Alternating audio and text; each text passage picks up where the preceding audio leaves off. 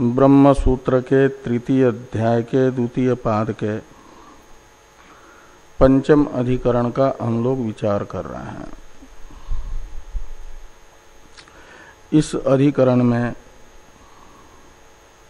किया जा रहा है तत्पदार्थ शोधन। इस अधिकरण के 11 सूत्रों का भाष्यकार भगवान ने स्वाभिप्रेत अर्थ बता दिया है। एक देशी के मतानुसार इन 11 सूत्रों के 2 अधिकरण हैं। उस एक देशी के मत को भी अनुपपन्न भाष्यकार भगवान बता चुके हैं। एक विचारक हैं जिन्हें प्रपंच विलयवादी कहा जाता है। वे वेदों के ज्ञान कांड का प्रत्येक शब्द प्रपंच विलय द्वारा अनाकार ब्रह्म का ही प्रतिपादक है, ऐसा बताते हैं। और भाष्यकार भगवान जब विचार करते हैं उपनिषदों का, वेद व्यास जी ने जो विचार किया उपनिषदों का ब्रह्म सूत्र में, तो वेद व्यास जी भाष्यकार भगवान को उपनिषदों में अवान्तर 2 प्रकरण ज्ञात हुए, प्रतीत हो रहे हैं। उपासना प्रकरण और ज्ञान का प्रकरण, सगुण ब्रह्म विद्या का प्रकरण, निर्गुण ब्रह्म विद्या का प्रकरण। निर्गुण ब्रह्म विद्या है पराविद्या, और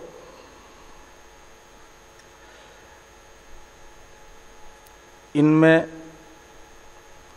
पूर्व पक्ष को यानी प्रपंच विलयवादी को भाष्यकार भगवान ने 2 विकल्प करके पूछा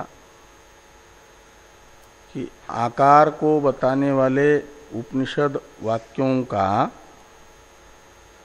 आकार विलय द्वारा निराकार ब्रह्म में ही तात्पर्य जो बता रहे हो,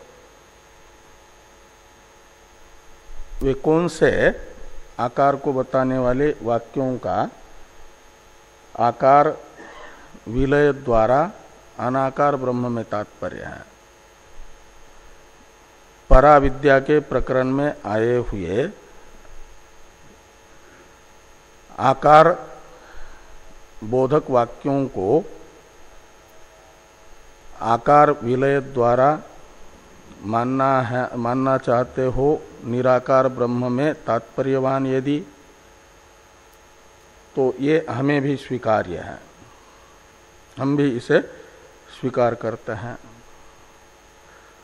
और यदि उपासना के प्रकरण में आए हुए मनोमय प्राण शरीर भारूप इत्यादि साकार को बताने वाले वाक्यों का भी प्रपंच विलय द्वारा निराकार ब्रह्म में ही तात्पर्य मानोगे, तब तो ये गलत होगा। क्योंकि मनोमय प्राण शरीर भारूप इत्यादि वाक्यों का अन्वय सक्रतुम कुर्वित इत्यादि वहीं पर जो उपासना का विधायक वाक्य है सफल प्रधान, उसके साथ अंगत्वेन रूपेण अन्वय हो रहा है। इसलिए नहीं कहा जा सकता कि साकार जो वाक्य हैं उपासना के प्रकरण में आए हुए वे भी प्रपंच विलय द्वारा निराकार ब्रह्म को ही बताने वाले हैं। और दूसरी बात बताई गई, ये यानी एक तो श्रुति का सामंजस्य सक्रतुं कुर्वीत इत्यादि के साथ है, उसका विरोध होगा।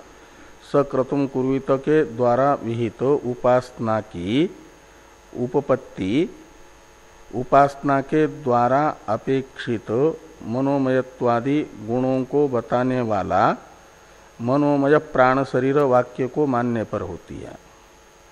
अन्यथा वह प्रधान जो विधि वाक्य है सक्रतुं कुर्वीत, यह अनुपपन्न होता है। इसका विरोध श्रुति विरोध होगा और सूत्र विरोध भी होता है। जब ये मानेंगे कि आकार को बताने वाली भी श्रुतियां विद्यमान है और अनाकार ब्रह्म को बताने वाली भी श्रुति विद्यमान है, तो अनाकार ही ब्रह्म को क्यों स्वीकार करना है, ये जो प्रश्न होगा, इसका उत्तर देने के लिए जो विनिगमक बताया गया अस्थूलम अण अणु इत्यादि वाक्यों का स्थूलत्वादि विशेषताओं के निषेध में तात्पर्य, ये विनिगमक है। और स्थूलत्वादि विशेषताओं का औपाधिक विशेषताओं का निराकरण द्वारा निराकार ब्रह्म में तात्पर्य, ये इन श्रुतियों का है। ऐसा वेद व्यास जी ने अरूपवद एव ही तत्प्रधानत्वात् इस सूत्र से कहा है। ये सूत्र तब सार्थक होगा जब उपासना के प्रकरण में आए हुए मनोमयादि श्रुतियों का तात्पर्य मनोमयत्वादि गुण को बताने में ही मानेंगे, तब इस सूत्र का सामंजस्य होता है। नहीं तो सूत्र भी अनुपपन्न होगा, निरर्थक हो जाएगा। इस प्रकार प्रपंच विलयवादी के मत में श्रुति विरोध और सूत्र विरोध। यदि प्रपंच विलयवादी ये कहें कि मनोमयादि आकार को बताने वाली श्रुतियां निष्फल होने से सफल अस्थूलम अणनु इत्यादि जो अनाकार श्रुतियां हैं उनका अंग बनेगी, शेष बनेगी, तो कहते ये भी कहना ठीक नहीं है। इसलिए कि ये जो सक्रतुं कुर्वीत इत्यादि वाक्य हैं, इसके द्वारा विहित मनोमयत्वादि गुणों से विशिष्ट ब्रह्म की उपासनाओं का फल बताया गया है। कहीं पाप की निवृत्ति, तो कहीं ऐश्वर्य की प्राप्ति, तो कहीं क्रम मुक्ति। इसलिए उन वाक्यों को निष्फल नहीं कहा जा सकता, ये सफल है। और दूसरी बात, ये जो उपासना वाक्य हैं और ब्रह्म वाक्य हैं, इन दोनों में एक वाक्यत्व भी नहीं हो सकता। ये अलग अलग सफल होने के कारण अपने आप में अलग अलग अर्थ मानना ही उचित है।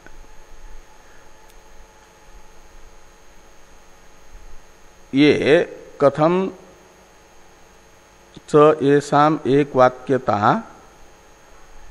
उत्प्रेक्ष्यते इति वक्तव्यम, इससे एक प्रश्न किया गया प्रपंच विलयवादी के प्रति सिद्धांति के द्वारा। यही प्रश्न किया गया कि जब इनका स्वतंत्र फल होने के कारण ब्रह्मबोधक वाक्य सद्यो मुक्ति फलक है और उपासना बोधक वाक्य यहाँ तो पाप निवृत्त्यादि फलक है या क्रम मुक्ति फलक है। तो इस प्रकार स्वतंत्र फलवत्ता इनमें होने से पृथक अर्थत्व ही सिद्ध हो रहा है। तो आप इनका एक वाक्यत्व कैसे मानते हो? ये जो प्रश्न है, इस प्रश्न का उत्तर देने के लिए और उपासना वाक्य तथा ब्रह्म वाक्यों में एक वाक्यत्व का प्रयोजक एकार्थत्व दिखाने के लिए प्रपंच विलयवादी यदि ये शंका करते हैं, वो शंका बताई जा रही है एक नियोग प्रतीते इत्यादि से। इसका अवतरण है टीका में, अर्थ ऐक्यम शंकते एकेति, द्वितीय पंक्ति में। तो प्रपंच विलयवादी उपासना वाक्य और ब्रह्म वाक्यों के एकार्थत्व की आशंका करते हैं। कहते एक नियोग प्रतीते है प्रयाज दर्श पूर्णमास वाक्यवत इति चेत। ऐसे लगाना कि उपासना वाक्यानाम ब्रह्म वाक्यानां च एकार्थत्वम, ये पूर्व पक्ष की प्रतिज्ञा रहेगी। उपासना वाक्य और ब्रह्म वाक्य में एकार्थत्व है, पूर्व पक्षी कहेंगे। इसमें पूर्व पक्षी को हेतु पूछा जाएगा कि कस्मात। हेतु बताया पूर्व पक्षी ने कि एक नियोग प्रतीते, उपासना वाक्य और ब्रह्म वाक्य दोनों में मिलकर के एक नियोग की प्रतीति हो रही है। नियोग कहते हैं विधि को, प्रेरणा को। तो दोनों वाक्य मिलकर के एक प्रेरणा दे रहा है, इसलिए एक विधि है। तो वो जो एक नियोग रूप अर्थ की प्रतीति, ये दोनों में ऐकार्थ्य का प्रयोजक है, हेतु है। इस अभिप्राय से पंचमेंत हेतु है कि एक नियोग प्रतीते। इसमें एक नियोग प्रतीते में नियोग शब्द का अर्थ है विधि। तो एक विधि की प्रतीति होने से, तो एक नियोग प्रतीत हो तो एक वाक्यत्व तो होता है। इसे समझाने के लिए यहाँ उदाहरण बताया पूर्व पक्षी ने, प्रपंच विलयवादी ने, कि प्रयाद दर्श पूर्णमास वाक्यवत। तो दर्श पूर्णमास याग प्रधान याग है और प्रयाज आदि भी याग है, वो अंग याग है। तो अंग बोधक जो प्रयाजादि वाक्य हैं, प्रयाजादि अंगों के बोधक, और प्रधान दर्श पूर्णमासादि 6 यागों के बोधक जो अग्निष्टोमादि वाक्य हैं, इन सब वाक्यों का मिलकर के पूरे प्रकरण का एक वाक्य बनता है। उसे प्रयोग विधि कहा जाता है। और उसका एक सबका मिलकर के प्रयोग विधि का अर्थ निकलता है कि प्रयाजादि अंग सहित अग्निष्टोमादि दर्श पूर्णिमास याग के अनुष्ठान द्वारा परम अपूर्व का निष्पादन करे। ये उस एक वाक्य बन करके पूरे दर्श पूर्णमास प्रकरण का अर्थ निकलता है। वहाँ एक परम अपूर्व रूप विधेय है, उसका निष्पादन विधेय हैं, ऐसी क्रिया करें, ऐसा व्यापार करें जिससे परम अपूर्व निष्पन्न हो। उस परम अपूर्व अनुकूल व्यापार का विधान वो पूरे एक वाक्य के द्वारा हो रहा है। इसलिए प्रयास आदि अंगबोधक वाक्य और दर्श पूर्णमास आदि प्रधान साधन के बोधक वाक्यों में जैसे एक अर्थ है, इसलिए एक वाक्यत्व है, ऐसे ही ये मनोमयादि आकारवत वाक्य और अस्थूलम अणनु इत्यादि अनाकार वाक्यों का भी एकार्थत्व है। जो ब्रह्म तत्व का अनुभव करना चाहता है, बोध प्राप्त करना चाहता है, ब्रह्म तत्वावबोध प्राप्त करना चाहता है, उसे ब्रह्म तत्वावबोध में प्रतिबंधक जो ये प्रपंच है उसका प्रविलय करना चाहिए। ऐसा ये पूरे उपनिषदों के द्वारा एक अर्थ का विधान हो रहा है। ऐसे जिसको स्वर्ग जाना है तो उसे प्रयास आदि अंगानुष्ठान सहित दर्श पूर्णिमास शब्दित अग्निष्टोमादि प्रधान यागों का अनुष्ठान करके एक परम अपूर्व निष्पन्न करना चाहिए। ये अर्थ निकलता है पूरे वाक्य का, प्रकरण का। ऐसे उपनिषद एक प्रकरण है और उसमें आए हुए मनोमयादि वाक्य और अस्थूलम अणनु इत्यादि वाक्यों का एक वाक्यत्व होकर के एक अर्थ निकलता है कि ब्रह्म तत्वावबोध प्राप्त करना है तो ब्रह्म तत्वावबोध में प्रतिबंधक जो प्रपंच है इसका प्रविलय करो। ऐसा ये एक अर्थ निकलने से एक वाक्य तो हो जाएगा। ऐसा यदि पूर्व पक्षी कहना चाहेंगे, ये पहले सूत्रात्मक शंका है पूर्व पक्ष की, प्रपंच विलयवादी की, कि एक नियोग प्रतीते प्रयाज दर्श पूर्णमास वाक्यवत इति चेत। सिद्धांति भी सूत्र रूप से उत्तर दे रहे हैं, फिर ऋषि का प्रपंच आगे आएगा। न इत्यादि से सूत्रात्मक उत्तर है इसका, पूर्व पक्ष की शंका का निराकरण है। इसका अवतरण है टीका में।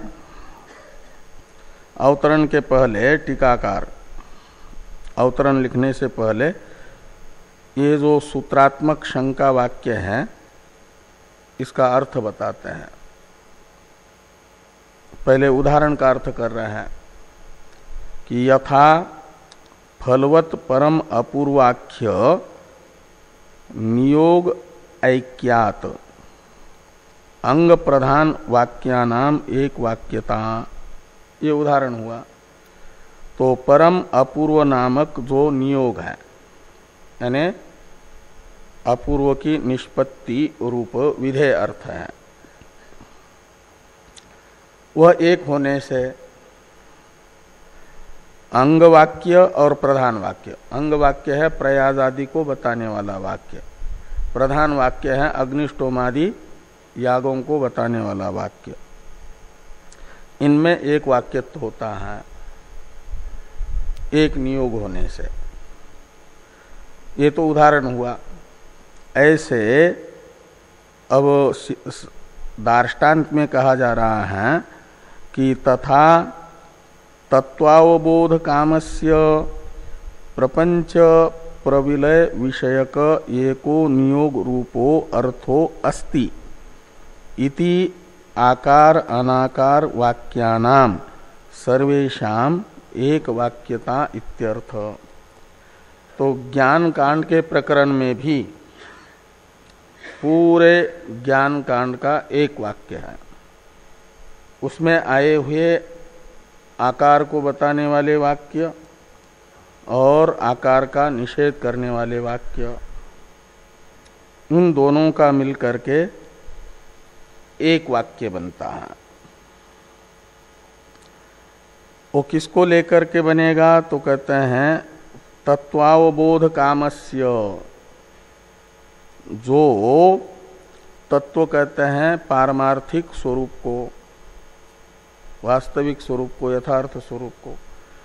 तो तत्वावबोध काम का अर्थ निकलता है यथार्थ स्वरूप का जिज्ञासु। जो यथार्थ स्वरूप का ज्ञान प्राप्त करना चाहता है उसे प्रपंच प्रविलय विषयक एको नियोगो, नियोग रूप अर्थ अस्ति। तो उसे क्या करना चाहिए? तो प्रपंच का विलय, क्योंकि प्रपंच है प्रतिबंधक है तत्व, तस्य भाव तत्वम। भाव कहते स्वरूप को। तो प्रपंच विलय विषयक एक नियोग, उसे क्या करना चाहिए? तो प्रतिबंधक जो प्रपंच है उसका प्रविलय करना चाहिए। तो एक विधेय हुआ प्रपंच का प्रविलय। जैसे जिसे दर्श पूर्णमास का फल स्वर्ग चाहिए, तो केवल दर्श पूर्णमास याग का अनुष्ठान करने मात्र से नहीं मिलेगा, उसके अंगभूत प्रयास आदि सहित दर्श पूर्णमास का अनुष्ठान करना होगा। ऐसे जिसे तत्वबोध चाहिए, उसे तत्वबोध में प्रतिबंधक प्रपंच को हटाना पड़ेगा, उसका प्रविलय करना पड़ेगा। तो तत्वबोध कामस्य प्रपंच विलय विषयक एको नियोग रूपो अर्थो अस्ति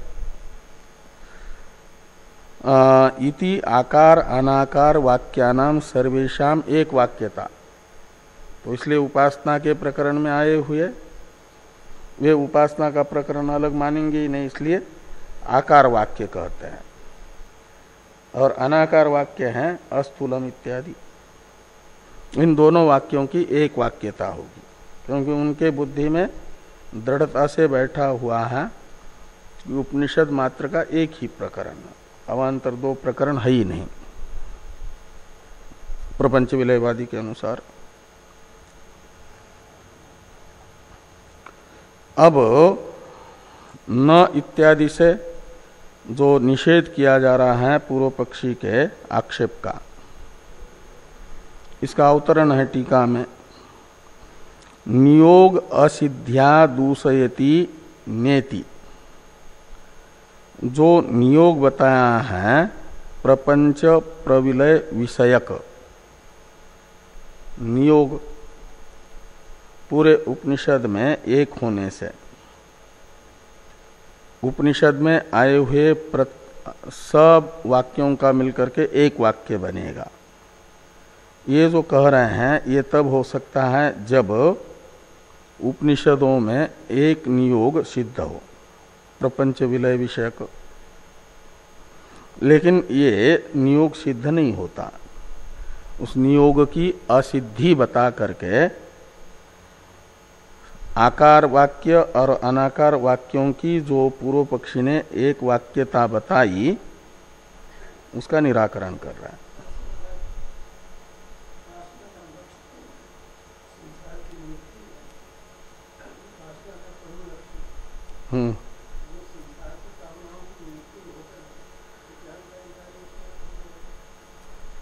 तो इसलिए प्रपंच विलयवाद ठीक है, प्रपंच विलयवाद ठीक है।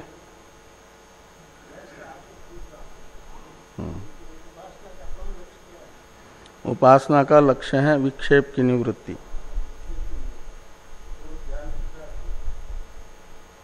ज्ञान की प्राप्ति। तो ये नहीं कह रहा है, इसमें अंतर है। सिद्धांती कहेंगे प्रपंच को हटाया नहीं जा सकता। सत्य मान करके प्रपंच को हटाने के लिए कह रहे हो यदि, तो सत्य प्रपंच की एक व्यक्ति के द्वारा प्रलय करना, उसे हटाना। ओहो, किसके दृष्टि में? उपासना करने वाले की दृष्टि में सत्य कल्पित है तो उपासना की जरूरत ही नहीं है। जरूरत है उपासना की? प्रपंच को कल्पित समझने वाला उपासना करेगा? वो प्रपंच कल्पित है, ये ज्ञान का फल है, ये निश्चय होना। जब रस्सी का बोध होता है तब सर्प में कल्पितत्व का निश्चय होता है, नहीं तो कल्पित का निश्चय होने का अर्थ है मिथ्यात्व का निश्चय। मिथ्यात्व का निश्चय तो होता है अधिष्ठान के ज्ञान से, और अधिष्ठान का ज्ञान होने पर उपासना किस चीज के लिए है? उपासना कर रहा है का अर्थ है अभी प्रपंच में सत्यत्व बुद्धि है। यदि कल्पित प्रपंच मान रहा है तो कल्पित प्रपंच तो उसे विक्षेप ही नहीं पहुंचाएगा। जिसके दृष्टि में सर्प कल्पित है वो उसे डरेगा ही नहीं, भागेगा ही नहीं। डरना भागना यही तो विक्षेप है। वो जो भ्रांत व्यक्ति सर्प को, भ्रांति के विषयभूत सर्प को कल्पित न समझ करके सत्य समझ रहा है, वही उससे डरेगा, वही उससे दूर भागेगा। कि कल्पित समझने वाला वो नहीं भाग सकता दूर। इसलिए प्रपंच विलयवादी जो हैं, इसको सुनते रहेंगे तो पता चलेगा कि हाँ ये तो पूछेंगे क्या मान करके तुम विलय करना चाहते हो? सत्य मान करके तो ठीक बनेगा नहीं। और यदि मिथ्या आविद्यक समझ करके तो कहते हैं वो उसका विलय करने की, अलग से प्रयत्न करने की विलय के लिए जरूरत ही नहीं। ज्ञान होगा यदि, कल्पित की निवृत्ति ज्ञान मात्र से होती है, अलग से प्रयत्न की जरूरत नहीं होती। ये सब आ रहा है आगे, थोड़ा पूरा समझेंगे ना तब पूछ लेना।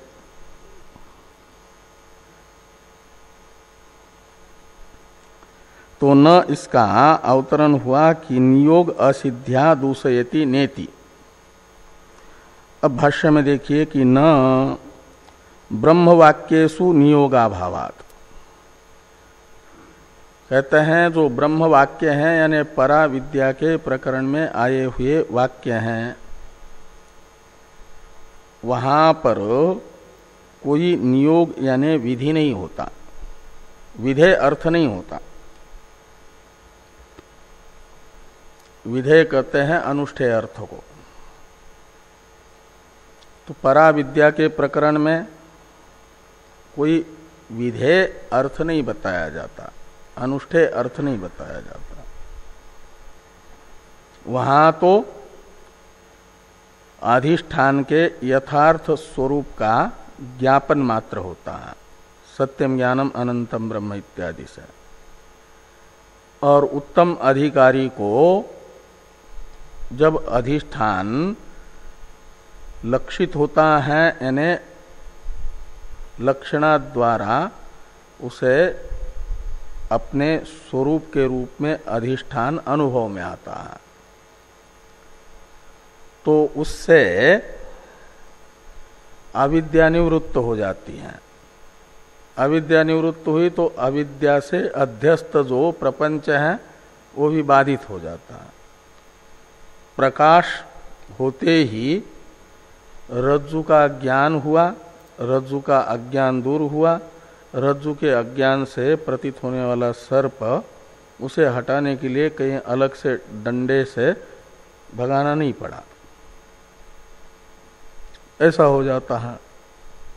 इस अभिप्राय से कहते हैं कि ब्रह्म वाक्यों में कोई नियोग सिद्ध नहीं होता, नियोग का अभाव है? नियोग यानी विधि, हाँ,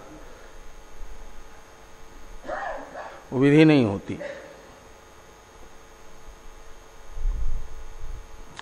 तो न ब्रह्मवाक्ये सुनियोगा भावात, तो ब्रह्मवाक्ये सुनियोगा भावात ये जो सूत्र है इसी का विवरण है, स्पष्टीकरण है। वस्तुमात्र पर्यवसायिनी ही ब्रह्मवाक्यानि न नियोग उपदेशिनी इति एतत् विस्तरेण प्रतिष्ठापितम तत्व समन्वयात् इत्यत्र। जो ब्रह्मवाक्य हैं वे वास्तविक स्वरूप के ज्ञापक मात्र हैं, इसलिए वस्तु मात्र पर्यवसायी हैं, विधेय अर्थ को बताने वाले नहीं हैं। इस बात को हमने खूब विस्तार से प्रथम अध्याय के प्रथम पाद के चौथे अधिकरण में बताया है। ये भाष्यकार भगवान ने यहाँ पर स्मरण दिलाया कि वस्तुमात्र पर्यवसायिनी ही ब्रह्मवाक्यानि न नियोग उपदेशिनी इति एतत् विस्तरेण प्रतिष्ठापितम तत्व समन्वयात् इत्यत्र।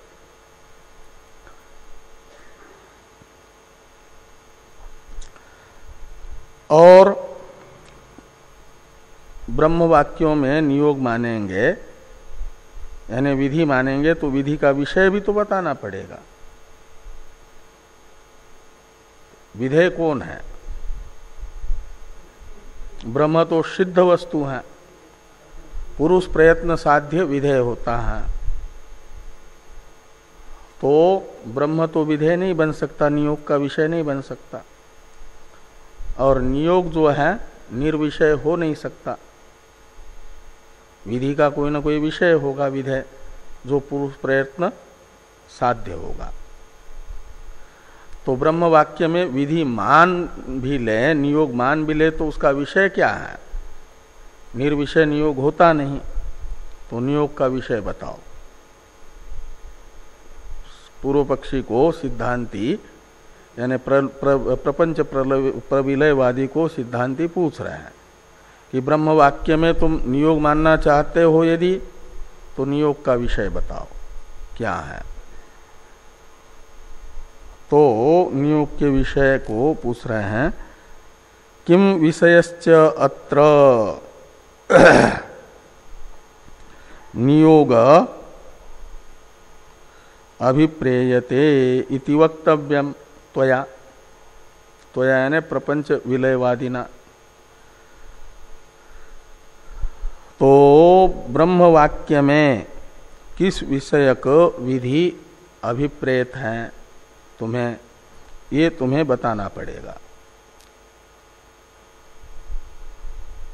क्योंकि ऐसा देखा जाता है कि विधि का अधिकारी जो मनुष्य है, जीव है, उसे उसके हित के साधन में विधि वाक्य लगाता है कि तुम ऐसा करो कह करके। तो ऐसे यहाँ पर ब्रह्म वाक्य के प्रकरण में, ब्रह्म वाक्य में ब्रह्म वाक्य जीव को किस विषयक अनुष्ठान की प्रेरणा देगा, किसे कहेगा कि तुम अपने प्रयत्न से निष्पन्न करो। जिसे प्रयत्न से निष्पन्न करने के लिए कहा जाएगा वो ब्रह्म वाक्य में विधि माना जाएगा। इस अभिप्राय से कह रहे हैं कि पुरुषो ही नियुज्यमानः कुरु इति स्वव्यापारे कस्मिंश्चित् नियुज्यते। कहते हैं कुरु इति कस्मिंश्चित् स्वव्यापारे नियुज्यमानः पुरुषः नियुज्यते। तो ये करो ऐसा कह करके किसी उसके द्वारा किए जाने वाले हित के साधन विशेष में, व्यापार में शास्त्र नियुक्त करता है जीव को। तो प्रकृति में जीव के कौन से हित साधन में नियुक्त करेगा, प्रेरित करेगा? ब्रह्मवाक्य। ये पूर्व पक्ष क्या नाम सिद्धांति ने प्रपंच विलयवादी से पूछा और इससे एक प्रकार से ये बताया कि ऐसा कोई नियोग का विषय है नहीं जिससे कि ब्रह्मवाक्य तद विषयक नियोग में पुरुष को प्रेरित कर सके। का मतलब नियोग असिद्ध है ब्रह्मवाक्य में, जो सूत्र रूप से कहा था। यहां तक उसका व्याख्यान हुआ, वस्तुमात्र पर्यवसायिनी से लेकर के कस्मिंश्चित् नियुज्यते तक। ब्रह्मवाक्य सुनियोगाभावात् इसकी व्याख्या है। अब प्रपंच विलयवादी के द्वारा नियोग की सिद्धि की आशंका की जा रही है नियोग का विषय बता करके, ननु इत्यादि से। तो ननु इत्यादि का अवतरण है टीका में कि विषयम शंकते। सिद्धांति ने कहा कि नियोग का कोई विषय नहीं है। प्रपंच विलयवादी ब्रह्मवाक्य में नियोग के विषयक शंका करते हैं। हाँ, नियोग बताते हैं कि ननु द्वैत प्रपंच प्रविलयो नियोग विषयो भविष्यति। आप यही कह रहे हैं। तो द्वैत प्रपंच का विलय ये नियोग का विषय होगा। ब्रह्मवाक्य बताएगा कि तुम्हें यदि ब्रह्मबोध चाहिए तो ब्रह्मबोध विरोधी द्वैत प्रपंच का विलय करो, ऐसे विधान हो जाएगा और विधि का विषय बनेगा प्रपंच विलय। तो प्रपंच विलय विषयक नियोग ब्रह्मवाक्य में माना जाएगा। इसलिए नियोग की असिद्धि नहीं कह सकते हो, नियोग सिद्ध है सविषय होने से। तो ननु द्वैत प्रपंच विलयो प्रविलयो नियोग विषयो भविष्यति, इसी का स्पष्टीकरण है। अप्रविलापिते ही द्वैत प्रपंचे ब्रह्म तत्वावबोधो न भवति, अतो ब्रह्म तत्वावबोध प्रत्यनीक भूतो द्वैत प्रपंच प्रविलाप्य। तो ये कह रहे हैं कि जब तक द्वैत प्रपंच का विलय नहीं करेंगे, द्वैत प्रपंच को नहीं हटाएंगे, तब तक ब्रह्म तत्व का अनुभव संभव नहीं है।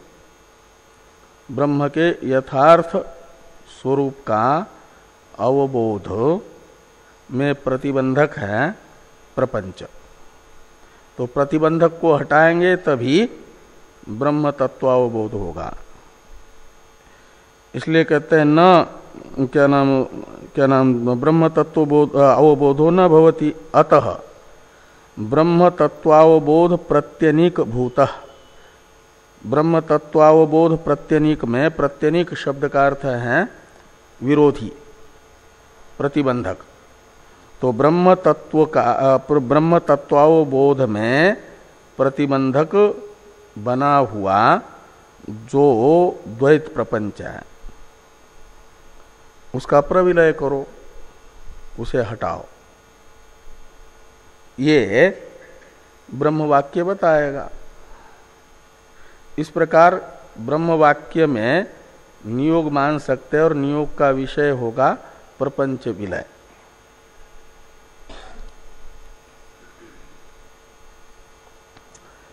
इसे और स्पष्ट करने के लिए उदाहरण बताया जा रहा है पहले प्रत्यनीक शब्द का टीकाकार ने अर्थ किया, वो अर्थ देखिए कि प्रत्यनीकम प्रतिबंधकम।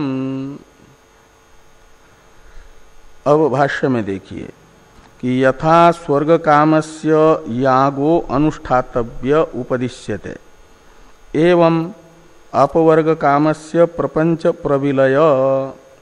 तो जैसे स्वर्ग प्राप्त करने की इच्छा वाले मनुष्य को कर्मकांड कहता है कि स्वर्ग प्राप्त करना है तो स्वर्ग का साधनभूत दर्श पूर्णमास याग का अंग सहित अनुष्ठान करो, स्वर्ग मिलेगा।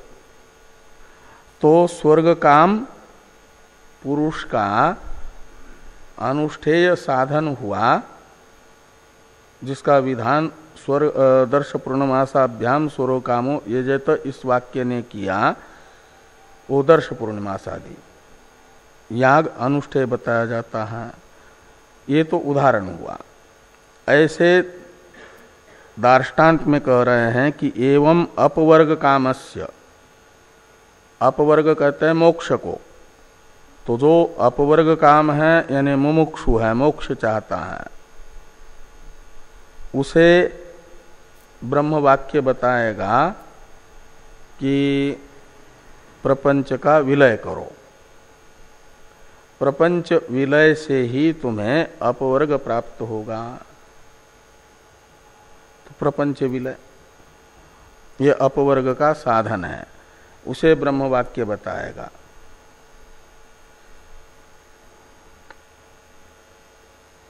ये पूर्व पक्षी कहेंगे ब्रह्म वाक्य यानी ज्ञान कांड। पूरे वेद के दो ही कांड है, प्रकरण है पूर्व पक्षी के अनुसार, कर्म कांड प्रपंच विलयवादी के अनुसार, और ये ज्ञान कांड उपनिषद है। और उसमें अपवर्ग प्रयोजन है और उपनिषद का प्रयोजन अपवर्ग प्राप्ति का उपाय उपनिषदें बता रही है प्रपंच विलय। प्रपंच विलय होगा तो तत्वबोध होगा, तत्वबोध से मोक्ष होगा। ये विलयवादी ने कहा। और भी उदाहरण से स्पष्ट कर रहे हैं पूर्व पक्ष प्रपंच विलयवादी। यथा स तमसी व्यवस्थितम घटादि तत्वम अवबुभुत्समानेन तत्प्रत्यनीक भूतम तमः प्रविलाप्यते एवं ब्रह्म तत्वम अवबुभुत्समानेन तत्प्रत्यनीक भूतः प्रपंच प्रविलापितव्य। तो अंधेरे में घड़ा है और उसे जानना चाहता है, अंधेरे में रखे हुए घड़े का ज्ञान प्राप्त करना चाहता है, जो उसे क्या करना पड़ता है कि अंधेरे को हटाना पड़ता है, प्रदीप आदि जला करके, जिससे अंधेरा दूर हो, ऐसा व्यापार करता है वो। प्रदीप जलाना आदि रूप, प्रकाश करना रूप। तो उस व्यक्ति का एक कर्तव्य है अंधेरे में रखे हुए घड़े का बोध प्राप्त करना, जो चाहता है उसका, कि वो अंधेरे को हटा दे, घड़े का बोध हो जाएगा। ऐसे ब्रह्म तत्वावबोध चाहिए, तो वह प्रपंच में ही ब्रह्म छिपा हुआ है। एको देव सर्वभूतेषु गूढ़, वो कहीं और कहीं थोड़ा ही है, सर्वत्र है, यही है। लेकिन अध्यस्त जो प्रपंच है इससे वह आवृत्त है, जैसे अंधकार से आवृत्त घड़ा है, उसे अंधकार रूपी आवरण को हटा करके देखा जा सकता है। ऐसे प्रपंच रूपी जो आवरण है उसे हटा दो, ब्रह्म का बोध हो जाएगा। तो ब्रह्म बुभुत्समान यानी जो ब्रह्म जिज्ञासु है, उसे ब्रह्म जिससे आवृत्त है उस प्रपंच का प्रविलय करना पड़ेगा। एक उदाहरण बताया। तो एवं ब्रह्म तत्व अवबुभुत्समानेन तत्प्रत्यनिक भूत प्रपंच प्रविलापितव्य।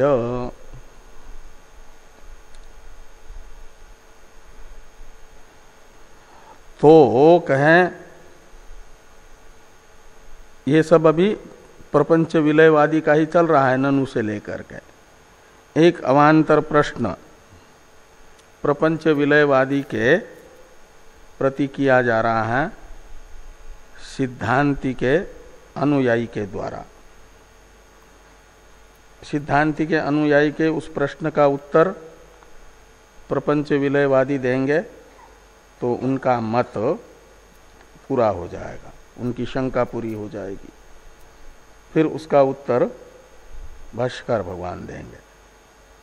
दो विकल्प करके उनसे पूछेंगे।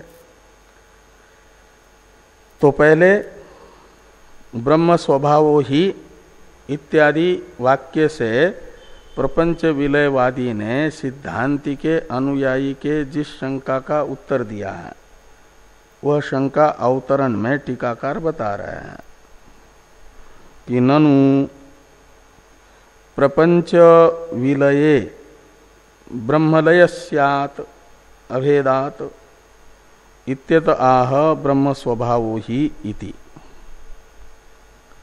तो कहते हैं यदि प्रपंच का विलय करोगे, प्रपंच को हटा दोगे, तो ब्रह्म भी हट जाएगा, ब्रह्म का भी अभाव हो जाएगा। प्रपंच का नाश करने के लिए जाओगे, ब्रह्म भी नष्ट हो जाएगा। कैसे नष्ट होगा? तो कहा प्रपंच से अभिन्न होने से। तो प्रपंच से अभिन्न होने से ब्रह्म से अभिन्न प्रपंच नष्ट होगा, तो फिर प्रपंच से अभिन्न ब्रह्म भी नष्ट हो जाएगा। इस प्रकार की किसी की शंका है। इस शंका का समाधान करने के लिए प्रपंच विलयवादी कहता है कि प्रपंच के प्रविलय से ब्रह्म का प्रविलय नहीं होगा, क्योंकि प्रपंच ब्रह्म का कार्य है, ब्रह्म प्रपंच का कारण है। कार्य के नाश से कारण का नाश नहीं होता, ये विलयवादी कह रहे हैं। तो ये कहते हैं कि ब्रह्म स्वभावो ही प्रपंचो न प्रपंच स्वभावम ब्रह्म तेन नाम रूप प्रपंच प्रविलापनेन ब्रह्म तत्वावबोधो भवति इति। कहते हैं कि ब्रह्म स्वभाव ही प्रपंच है। क्या मतलब? प्रपंच का वास्तविक स्वभाव यानी स्वरूप ब्रह्म है। क्यों? वो कार्य का वास्तविक स्वरूप उसका कारण हुआ करता है। तो ब्रह्म प्रपंच का कारण है, प्रपंच ब्रह्म का कार्य है। इसलिए कहते हैं प्रपंचो ब्रह्म स्वभाव, कार्य कारण रूप होता है। घट मिट्टी रूप है, लेकिन मिट्टी घट रूप नहीं है। तो इस अभिप्राय से कहते हैं कि ब्रह्म स्वभाव ही प्रपंच न प्रपंच स्वभावम ब्रह्म, यानी ब्रह्म का प्रपंच स्वरूप नहीं है, प्रपंच का स्वरूप ब्रह्म है। इसलिए प्रपंच हट जाएगा, नाम रूपात्मक घट नष्ट हो जाएगा, तो मिट्टी नष्ट होगी ऐसा नहीं, मिट्टी बनी रहेगी। हाँ, ऐसे ही नाम रूपात्मक प्रपंच का प्रविलय होगा,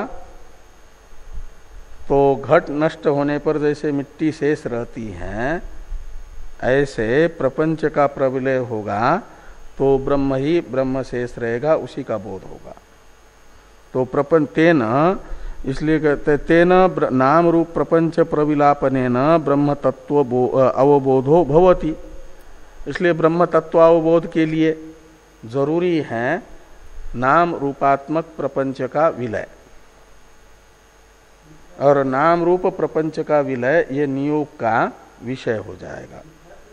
ओहो, वो तो आगे आगे बताया जाएगा उसका विवरण। ये तो अभी पूर्व पक्षी खाली नियोग की सिद्धि की शंका कर रहे हैं ननु इत्यादि से। हाँ तो नियोग का विषय बताया जा रहा है पूर्व पक्षी के द्वारा कि आप कहते हो कि उपनिषदों में नियोग नहीं है, तो प्रपंच विलय ये नियोग का विषय होगा, विधि का विषय होगा। उपनिषदें कह रही हैं कि ब्रह्म को जानने के लिए प्रपंच का विलय करो, ऐसा। तो आप यही कहते हो कि पुरुष को किसी न किसी व्यापार में ऐसा करो, ऐसा नियुक्त करने वाला विधि होता है। तो उपनिषदों में भी ये विधि है। ब्रह्म को जानने की इच्छा रखते हो तो ब्रह्म ज्ञान के प्रतिबंधक प्रपंच का विलय कर दो, उसको हटा दो। ये नियोग इस प्रकार उपनिषद में भी सिद्ध होगा विलयवादी के अनुसार। यहां इति शब्द है पूर्व पक्ष की शंका का समापन द्योतक। ननु से शंका थी प्रपंच विलयवादी की,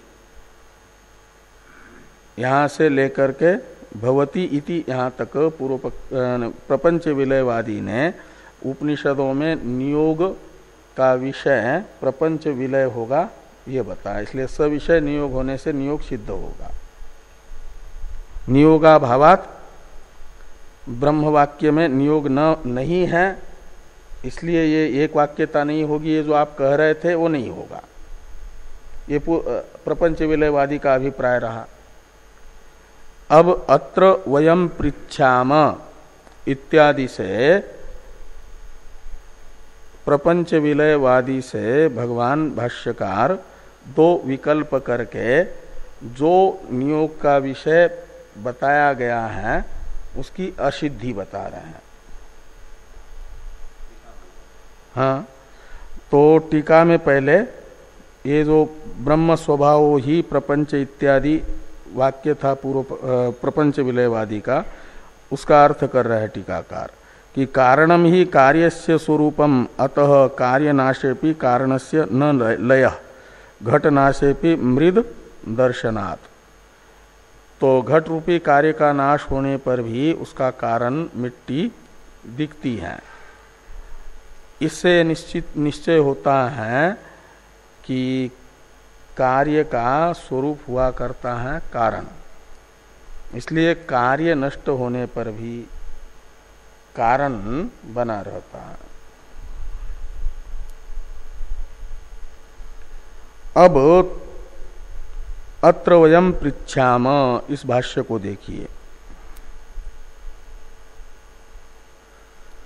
कोयम प्रपंच प्रविलयो नाम, आपने उपनिषदों में नियोग का विषय बताया प्रपंच विलय को।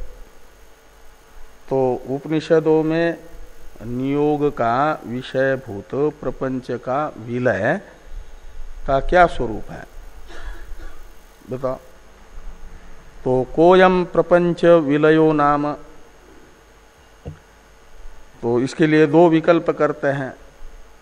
क्या प्रपंच का विलय करने का अर्थ ऐसा मानते हो कि किम अग्नि प्रताप संपर्कात घृत काठिन्य प्रविलय इव प्रपंच प्रविलय कर्तव्य, एक विकल्प।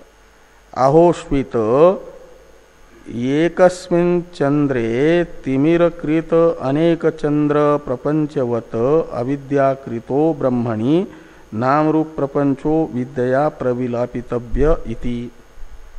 इस प्रकार ये दो विकल्प करके प्रपंच विलयवादी से पूछा कि उपनिषदों में नियोग का विषय जिस प्रपंच विलय को तुम कह रहे हो, वो प्रपंच का विलय करने का अर्थ क्या ये मान रहे हो कि जैसे ठंडी के दिनों में घी जमा हुआ है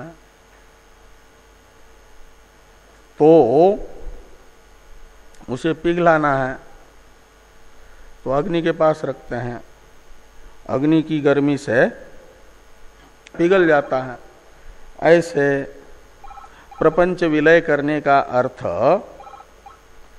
ये सत्य प्रपंच है, जैसा व्यावहारिक अवस्था में घृत काठिन्य सत्य है, उसे पिघलाने के लिए, जमे हुए घी को पिघलाने के लिए वास्तविक अग्नि के पास में रखा जाता है, वो पिघलता है वास्तविक अग्नि के संपर्क से।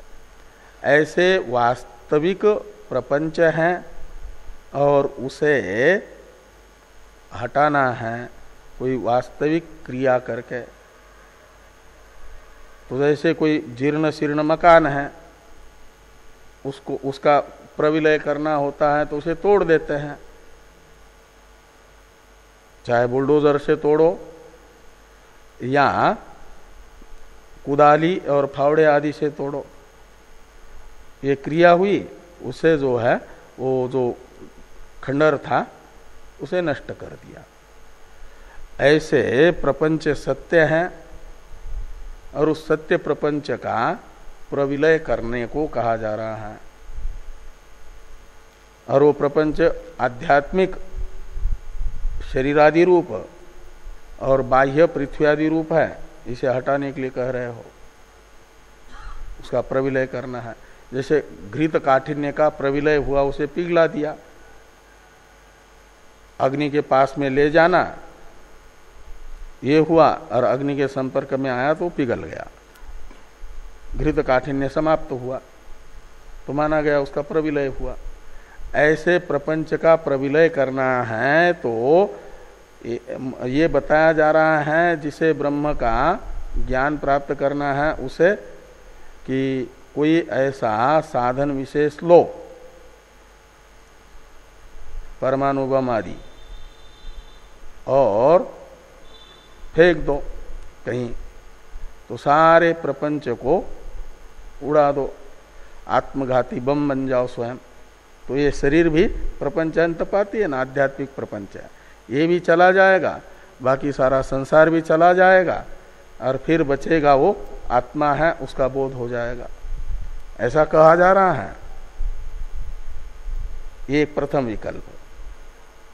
या दूसरा विकल्प बताया गया, पहले विकल्प में ये अर्थ निकल रहा है कि किम अग्नि प्रताप संपर्कात घृत काठिन्य प्रविलय इव प्रपंच प्रविलय कर्तव्य आहोस्वित एकस्मिन् चंद्रे तिमिरकृत अनेक चंद्र प्रपंच वत अविद्याकृतो ब्रह्मणि नाम रूप प्रपंचो विद्या प्रविलापितव्य। तो जैसे चंद्रमा एक है, लेकिन किसी किसी को तिमिर नाम का नेत्र रोग हो जाए तो एक चंद्रमा अनेक प्रतीत होता है। तो वो जो है एक ही चंद्रमा, लेकिन तिमिर नामक नेत्र रोग के कारण जैसे अनेक प्रतीत हो रहा है, तो अनेक चंद्र प्रपंच का प्रविलय करना है तो क्या करना पड़ेगा? तो तिमिर नामक जो रोग हुआ है आंख में, किसी नेत्र चिकित्सक के पास जाकर के उस रोग की चिकित्सा करनी पड़ेगी, औषधि सेवनादि के द्वारा उस रोग को हटाना पड़ेगा। वो रोग हट गया तो अनेक चंद्र प्रपंच का विलय ही हो गया, ये माना जाता है। अलग से उन अनेक चंद्रमाओं को नष्ट करने के लिए कोई प्रयत्न नहीं करना है, मात्र तिमिर नामक रोग को हटाना है चिकित्सा करके।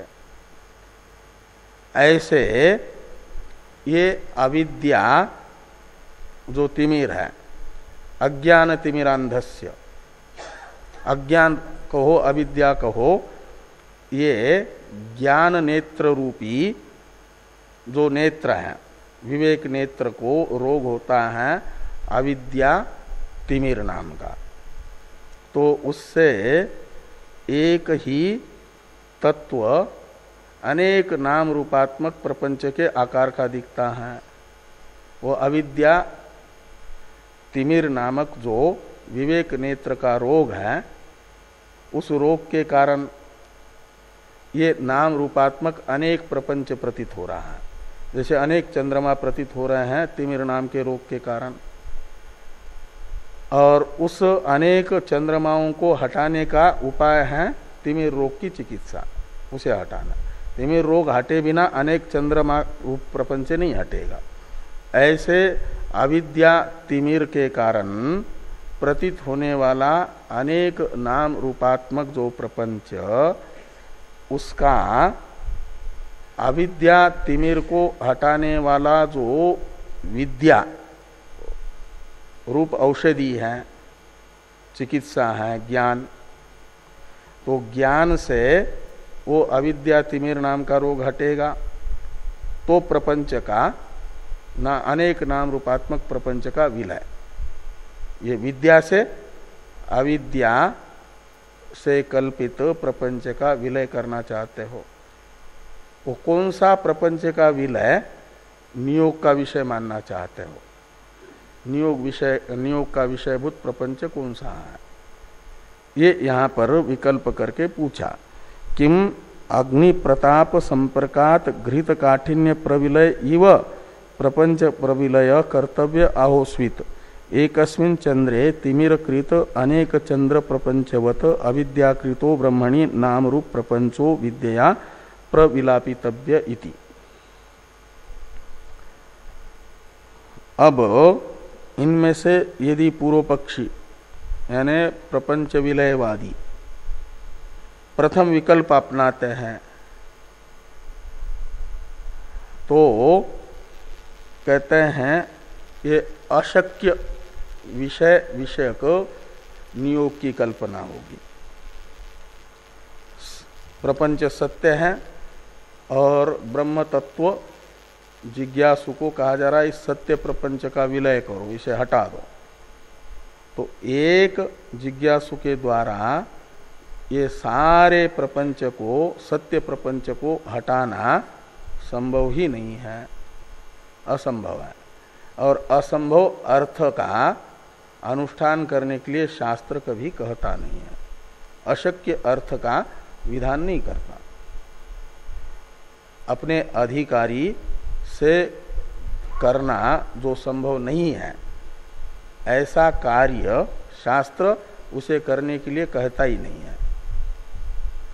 इसलिए वो सत्य प्रपंच का विलय ये नियोग का विषय मान करके उपनिषदों में नियोग नहीं बताया जा सकता। तो यदि कहोगे फिर दूसरा विकल्प, तो दूसरे के विषय में तो फिर ज्ञान से विलय करना है का मतलब ज्ञान पहले चाहिए। वो विलय तो ज्ञान का फल है ना, तो ज्ञान साधन हुआ।